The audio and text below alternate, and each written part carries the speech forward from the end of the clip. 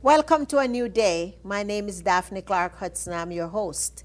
I'm a life changer. I work with individuals to tap into their authentic selves, and by so doing are able to live their lives with purpose and passion. Welcome to part 2 with Mr. Andrew Morrison, founder and CEO of Small Business Camp in New York. Thanks, Andrew, for sticking around. I just know that the viewers will be greatly blessed and educated by what you have to say in this episode. Well, thank you for allowing me to stay for a second part. I thought you would have tossed me out after the first part. Oh, so. We can't afford to do that. You know how excited the people in the audience are, and we're just so happy to have you. No, we wouldn't do that. We're keeping you around for episode 3. That's great. So, Andrew, let's continue with the 27 steps of growing your business in 90 days, because I know a lot of people are out there who have been in business 9 years and still can't grow it. Right. And here you are telling us how we can do it in just 90 days. Right. So we're excited. So I'm a big believer in speed. Yes. I tend to be very impatient. I'm also not a very hard worker. I don't believe in hard work. Smart work. The one time I worked hard, I was a high school student. I had to lay bricks in 100-degree weather. Whoa. To me, that's hard work. Okay. And so you want to work a lot smarter and not so much harder. And so another key I want to share with everybody is to build a team. It's not about you, it's about your team. Okay? So, if Jesus had 12 disciples to accomplish his earthly mission, how many disciples do you have? That's all right? right. So if it's simply about you, then it's going to be very limited in terms of your expansion plan. There's no I in the word team. It's really all about your team. So let's kind of spend a few minutes focused on this whole notion of team building.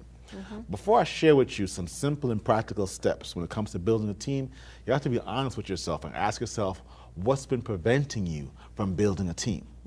And so all my ideas are very simple.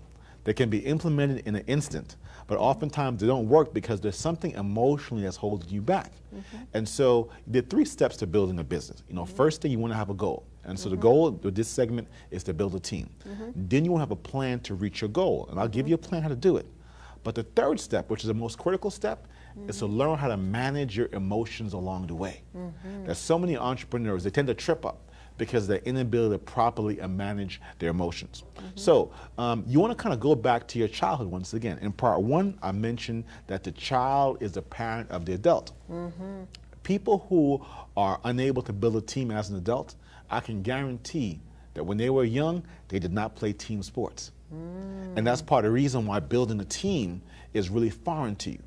But whatever's been holding you back, if you want to move to the next level of life, next level of success, you have to really begin to let those things go.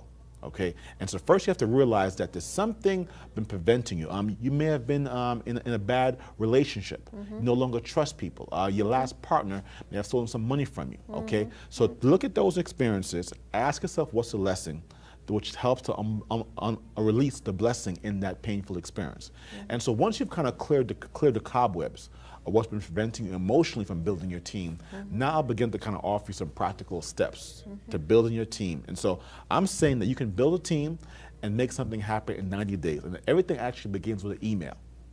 Okay, and so this is what I want people to do. I want you to do it right now. Grab a pen, and let's begin to draft an email that I want you to send to all your friends. You know, I've helped hundreds of people, you know, go from struggling, I can't find any team members, to within 48 hours, they got more potential team members than they can even manage. Wow. And so here's the process I'd like you to go through. So the first thing I want you to do is to develop clarity about what you intend to create. Okay, and so people are going to be attracted to you because if you're fulfilling your divine calling, people want to come by and support you because it helps them to also to fulfill their divine calling as well. You know, if we're to go back into the book of Genesis, after man and woman are created, they're blessed, then they're given a commandment.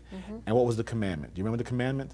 The commandment was to be fruitful and multiply. Exactly. Yes. So you have a God-given commandment to bear fruit. And some of you out there who are watching us, you are not bearing any fruit. You know, and that great poem by Lorraine Hansberry, A Raisin in the Sun, what happens to a dream deferred? Does it dry up like a raisin in the sun, or does it simply explode? That's right. And so too often your fruits, your dreams are being deferred. There's something that you need to bring forward. That's right. And as you're bringing it forward, other people see you bringing it forward will naturally become attracted to you. That's right. And so I have hundreds of people that want to work with me. It's because I'm so great. It's because I'm more intentional. That's right. There's something I want to create in 90 days. And so first I want people to get very clear about what you intend to create. It could be a booklet. It could be an event. It could be a website. But before we go about building a team, you have to have clarity around your vision. Exactly. You know, because without the vision, people will perish. And you're perishing because of lack of vision. You never have a money problem. There's no money problems out there. There's only vision problems. Okay? There's also no problem when it comes to you getting more power. People want more power in life. But I want to suggest to you, your power in life is directly related to your purpose. That's right. So have a larger purpose, and the power will naturally come to you. All right. Will follow. So your power is intimately connected to your purpose in life. And so I want people to set a very powerful purpose, something they want to make happen in 90 days. So there's somebody out there that says, okay, Andrew, I'm feeling you. I'm believing you. And my goal in 90 days is to release a book. And in 90 days, I want to release this book and have this big launch party. All right. And so I want you to begin to visualize, you know, because seeing is believing. That's you right. first have to see it, you know, then you can believe it, and then you can begin to actualize it. Okay.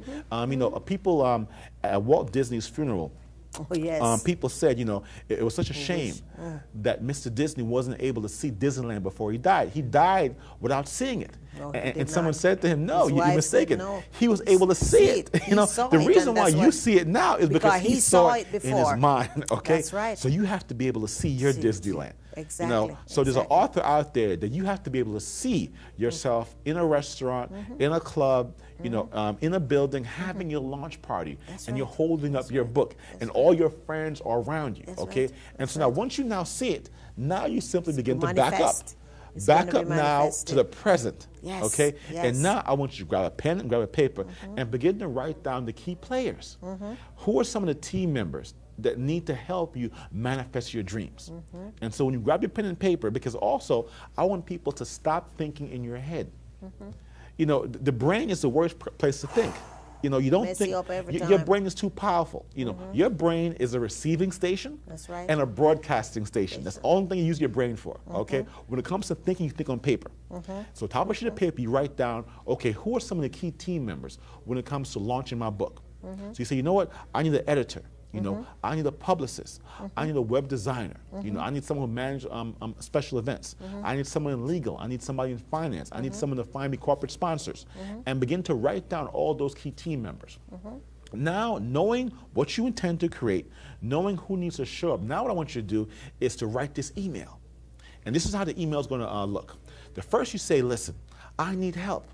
You see, those of you who have a hard time working with team members, people are going to be surprised when you ask for help because you normally want to do everything by yourself. You're Superwoman, right? Lone Rangers, and the minute you ask for help, people are going to be shocked. They say, wow, you're asking for help, and people now show up to help you because you normally don't ask for help. Yeah, because they will have been wanting to help all along and you just wouldn't ask. Exactly. And they know you're more serious. This is why the minute I send out an email asking for help, I get hundreds of responses. Because people know I normally don't ask for help, number one, and they know I'm serious. When I do ask for help, something is about to pop off. You know, as the young kids say, I'm about to create something of tremendous value. And so you want to say, listen, I need help. And really, you know, psychologically, it puts people in a posture of giving.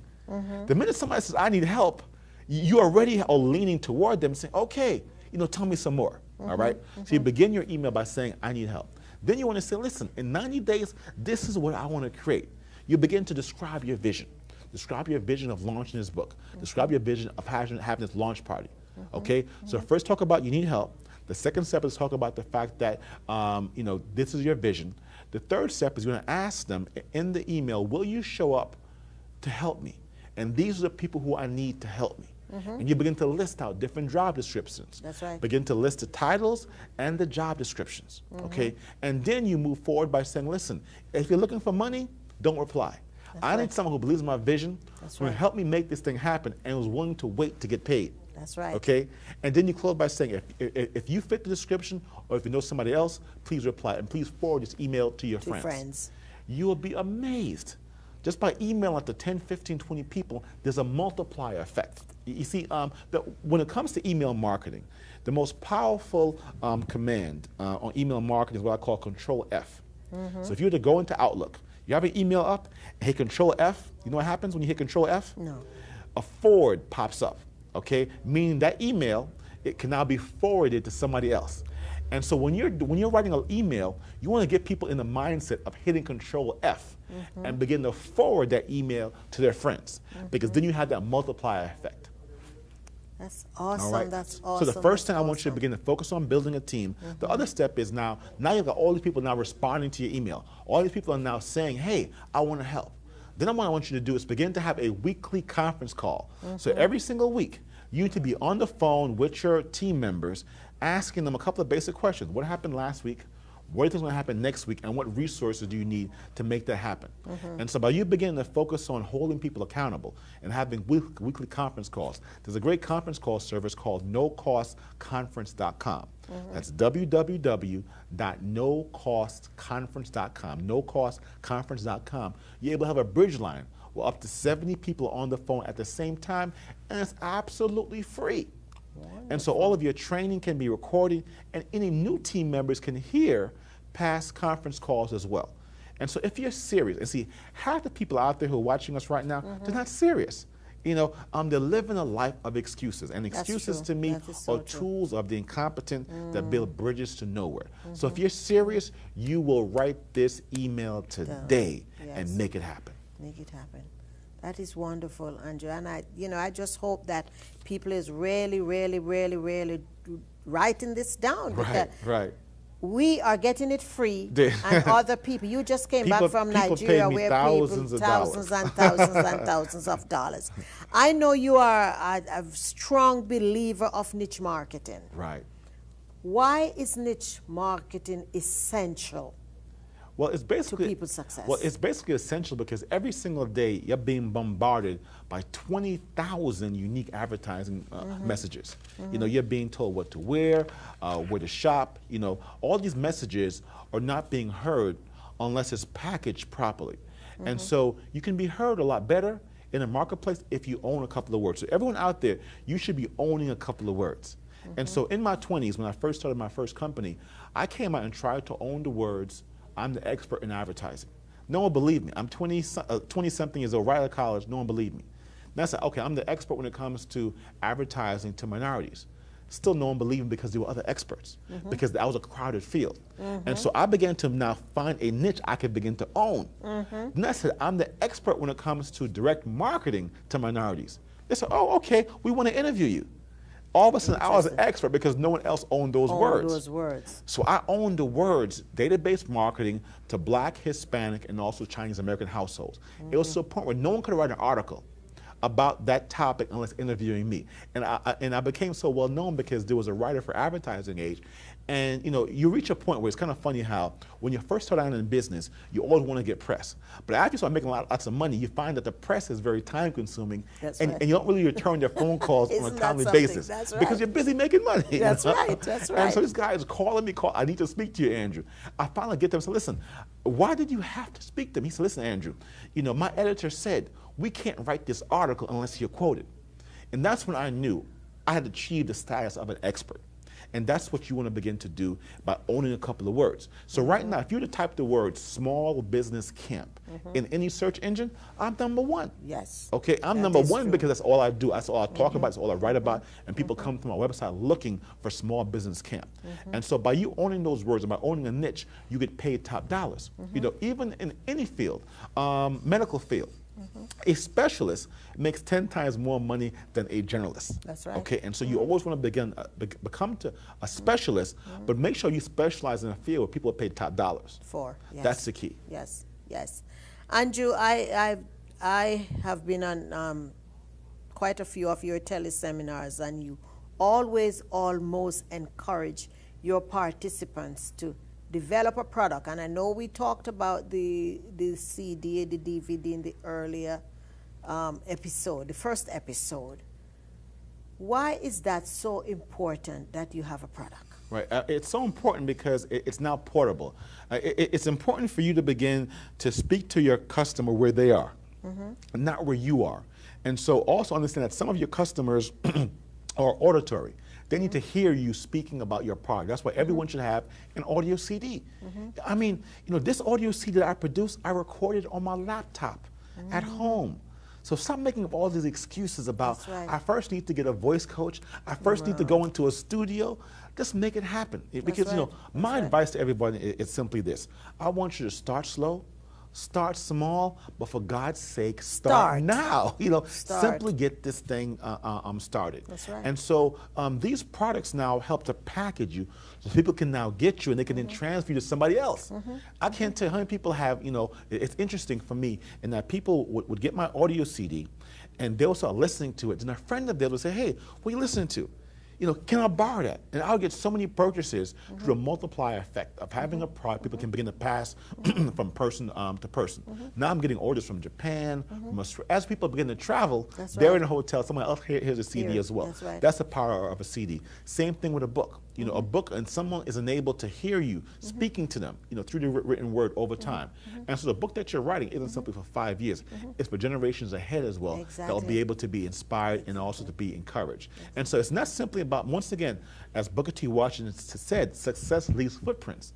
And so I did not wake up one day and say, a book and a CD is a way to go. No, I simply look what other people are doing. Okay, and everyone who's successful, everyone who's an expert in a niche, they have a book and they have a CD. And so don't argue with me. Simply follow that blueprint. Because you know, I'm to the point right now where I tell my clients that I'm going to give you one word that I'm going to require of you. And this one word, when you hear this word, you may get really mad. You may want to walk away. But it's actually this one word that will unlock your opportunities, unlock your greatness. The one word is obedience. People don't want to be obedient. That's true. They want to follow their own way. Their own track, and they want to be successful. Right, that's a fast way of being broke. And I'm telling people, not simply be obedient to me, but obedient to your highest and best. When you hear your highest and best coming through me, then you have to be obedient to that vision and don't resist it. Yes. You know, Andrew, what you just said, everything you have just said is such an affirmation, because how often we hear something. Let's take a seminar or a workshop, for example, and we go and we write notes. Because people like to write notes, and they have pile and pile of notes. And they go home and what they do, they file the notes away. And, you know, I have a practice now. When I do a workshop, I don't give the handout until at the end when people are leaving. Because people don't take in what you're saying. They focus on writing. But now with a CD or a DVD, they can reinforce what they heard over and over and over. And every time that they play that, I can bet you there are 2 or 3 points that they will pick up that they did not hear the first time when they listened to that. Well, here's something else I want you to try at your next seminar. Tell people they can't take any notes. Grab all the pens away from people and just simply listen. And be present. You know, people often don't listen. It's true. They think they're listening, but actually, all you're doing is you're preparing for a response. You know, if we take a look at Psalm 46, the first verse says that the Lord is my strength and my refuge, a very present help in times of need. But then, if you continue reading, the 10th verse says, "Be still and know." Okay, so the first verse means nothing to you. And so you can talk about God, but you have to be still to begin to know and for yourself. Yes. Okay, so it's the same thing when it comes to your success. And so all I do is I help people to become still. If you become still long enough, there's a voice inside of you that you've been ignoring. You know, I had a, you know, my business coach told me about a story where he was working with a celebrity, and he was asking this celebrity, top celebrity, you know, why she was making these problems for herself over and over again. And she said, you know what you don't realize is that the noise of fame drowns out the sound of reason. All right, and so there's noise all around you that's drowning out that sound of reason. And so a gift I would encourage everyone to do. If I could wave a magic wand and everyone who's watching this program to do is to go for 5 days on a silent retreat. 5 days without speaking. It blows people's mind, Andrew, because if you go 5 days without speaking, you come back with such clarity and such insight. Focus. Exactly. Focus. I do retreats, and we start with people just coming in, and we start with a mere 30 minutes. Yeah. And they're so uncomfortable. Until day 4, when you do 3 hours, you think they're going to die. Yeah, I know. And when we process the activity, people 40, 50 years old, up to 60 years old, has never taken 10 minutes of quiet, still time within their lives. I know. And this experience has opened new doors for them.